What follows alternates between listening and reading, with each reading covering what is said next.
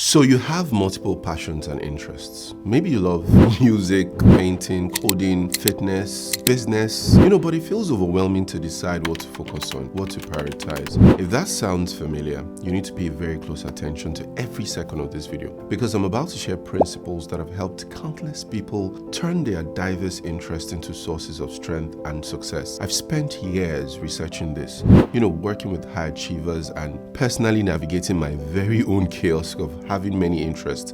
I'll share my story in a bit. Now, here's the brutal truth. If you don't have the right framework to manage and navigate your multiple interests and passions, you could risk a lifetime of frustration and missed opportunities. But get this right, and you could unlock a life of purpose and fulfillment. If you apply the principles I'm about to share, you could completely change your story. You could build a life that doesn't force you to choose between your passions, but allows you to thrive because of them. How do you turn your multi-potentiality into your greatest strength? What do the most successful multi-potentialites know that you don't? In this video, I will share 5 profound ideas that will change how you approach your interests and your passions forever.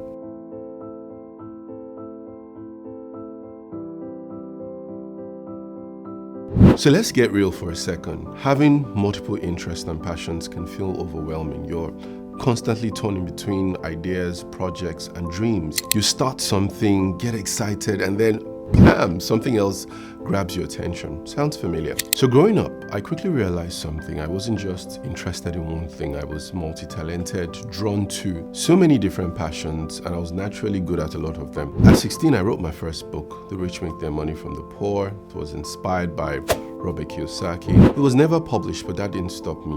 Later, I wrote a novel, Dan Drummer and the Witch of Ozaria. It was fueled by my love for Harry Potter. Writing wasn't just something I did, it was something I was. But I wasn't just a writer. Poetry found me in secondary school. I was a science student, yet my poetry stunned my literature teacher so much that a husband, a newspaper editor, published my poems while I was still in school. Then there was music. I started writing songs, I became a rapper. I even had a stage name. It was called School Fees. I'll probably explain that later. School Fees, I was also known as Zizi Caprizi. And trust me, I could rap. Maybe I'll drop a few bars later. I also played musical instruments, another passion that came naturally. So I was a sprinter, I was a relay team member from my school. I represented my school in competitions, basketball. I played it too. I loved it too. Design was something that was also instinctive for me. I never formally learned design, but I had an eye for it. I designed my living space where I live right now, my studio. Anything I touched, I had a vision for it. Now I'm also a programmer. Then there's public speaking. The ability to command a room, to share ideas and to make people think. That became the foundation of the career I built for the past decade. But here's the challenge we have in multiple talents. It's decision paralysis. You have a hard time deciding what to pursue. There's also the fear of regrets or the fear of missing out. The idea that choosing one means that you'll miss out on others. There's burnout from overcommitment, trying to pursue all these interests at once. And while you're dealing with all this, there's societal pressure to specialize. Now, society has always pushed the idea of specialization. From school to the workplace, we're told to pick one thing, master it, and stick to it. You've probably heard the saying, jack of all trades, master of none. The message is clear. Trying to be good at multiple things is seen as overwhelming or even counterproductive. But is that really true? Think about the 2014 movie Divergent. In that world, people were placed into factions based on a single defining trait. Everyone had to fit neatly into the category. The leader of Erudite even said the future belongs to those who know where they belong. But then you had the divergence, people who didn't fit into just one box. They had multiple traits, multiple strengths, and they were perceived as a threat to the system. We're told that purpose is simple, that there's just one thing you're meant to do. But what if that's not the case? What if your purpose is more complex? What if you're meant to integrate multiple strengths rather than force yourself into a single lane? Sometimes who we are and where we belong is not so straightforward. It's complex. Now, the first step is to be strategic. If you have multiple talents, it's not about being scattered. It's about being intentional. It's about knowing how to align your skills in a way that works for you. Now, the ultimate goal is to protect your 2 most precious resources, your time and your energy. Right now, in this season of your life, as a young person, you're in the greatest window of opportunity you'll ever have. There are things that if you don't do them now, you may never get another chance chance to do them. You don't want to spend 10 years chasing an interest only to end up burnt out, unfulfilled, and struggling. Now that's why where you invest your time and your energy matters. Now think about this. You won't always have this level of strength, mental agility, and ability to take risks. And if we apply the Pareto principle, the 80-20 rule, it tells us that 80% of your success and fulfillment will come from just 20% of your passions and interests. Meaning not all of your interests will yield the same results. Some of your interests are substance while others are smoke. Like there's nothing there. How do you figure out what to prioritize? How do you know what's worth your time and energy? That's where clarity and strategy comes in. Now, you need to start by listing out all your interests. So I want you to list out all your interests, your talents, your passions, everything. Like write them down. You need to go on a self-awareness drive, reflect, journal, and even ask the people around you. You see, sometimes your greatest strengths are so natural to you that you don't even recognize them. It takes someone else, family, friends, mentors, to point them out to you. Now, once you've made that list, we're going to put them through 2 major asset tests to filter what truly aligns with your potential. These tests will help you identify the interest that will bring you the highest level of fulfillment and success. Now, asset test number 1. Your true path must align with 2 things: your core values and your strength. Now, your core values are the foundation of fulfillment. Your core values are the things that truly matter to you. They are the principles that guide your decisions. So it could be family, creativity, freedom, helping others, learning. Whatever drives you at your core is a core value. Why does this matter? You could be making all the money in the world, but if what you're doing doesn't align with your values, you'll probably feel empty. You'll feel unfulfilled. Now, imagine being a pastor or an imam, but faith is not one of your core values. That wouldn't make any sense, right? Or let's say making an impact is important to you, but you take a high-paying job that doesn't allow you to contribute meaningfully. Now, no amount of money can compensate for that lack of fulfillment. Now, this is why self-awareness is absolutely critical. As you list your interests, you also need to list your core values. I'll probably do a video on that very soon. They will help you stay motivated when things get tough.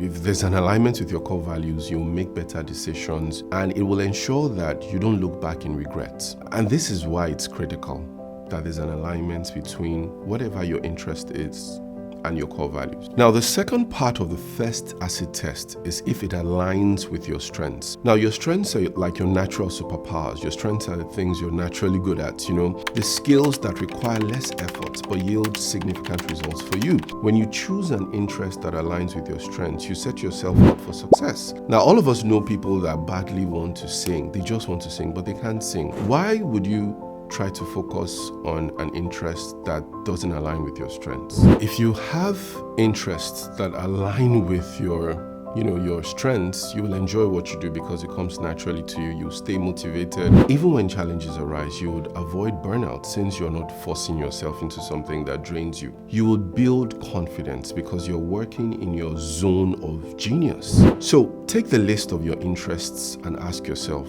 does this align with my core values? Does this align with my natural strength? This is our first attempt to separate substance from smoke. Now that you have filtered your list using core values and strengths, let's refine it further with the interest and passion evaluation chart. Now, not all interests are worth pursuing long term. Some are just hobbies. So we need to assess them based on 5 criteria. Number 1, passion. So on a scale of 1 to 10, how deeply do you care about this? Number 2, strength alignment.